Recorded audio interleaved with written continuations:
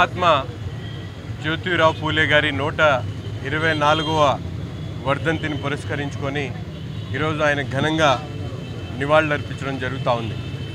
ముఖ్యంగా సామాజిక సంస్కర్తగా మహిళల పట్ల మహిళలకు విద్యా అవకాశాలు వెనకబడినటువంటి వర్గాలకు ముందుకు నడిపించినటువంటి మహానాయకుడు జ్యోతిరావు పూలే గారు. భారతదేశ స్వాతంత్ర పోరాటంలో ఒక పక్కన గాంధీజీ గారు స్వాతంత్రం కోసం పోరాడుతూ ఉంటే రెండో పక్కన మహిళల్లో స్వాతంత్ర భావాల్ని అణగారిన వర్గాల్లో స్వాతంత్రం కల్పించేటువంటి దిశగా అడుగులేసినటువంటి మహానుభావుడు జ్యోతిరావు పూలే గారు. ఈరోజు మొట్టమొదటి మహిళల కోసం హాస్టల్ ఏర్పాటు చేసి విద్యాభ్యాసం కల్పించినటువంటి మహానాయకుడు జ్యోతిరావు పూలే గారు.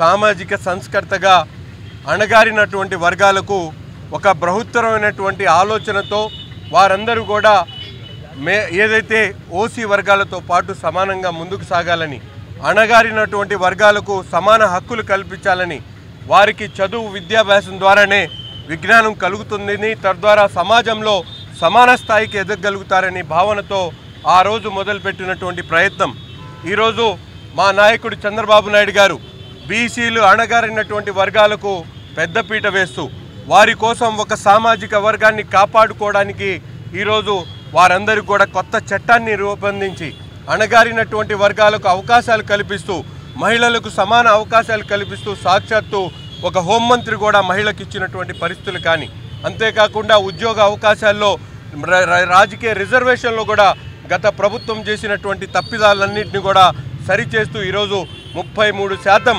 మహిళలకు రిజర్వేషన్ కల్పించినటువంటి నాయకుడు చంద్రబాబు నాయుడు అనే విషయాన్ని ఈరోజు తెలియజేస్తూ జ్యోతిరావు గారి స్ఫూర్తితో తప్పకుండా ఈ ప్రభుత్వం ముందుకు సాగుతుంది. అణగారినటువంటి వర్గాలకు మహిళలకు సమాన ప్రాధాన్యత ఇస్తూ ఈ ప్రభుత్వం ఈ రాష్ట్రాన్ని అభివృద్ధి పదంలో ముందుకు తీసుకొని వెళ్తుందని ఈ సందర్భంగా తెలియజేస్తా ఉన్నాం.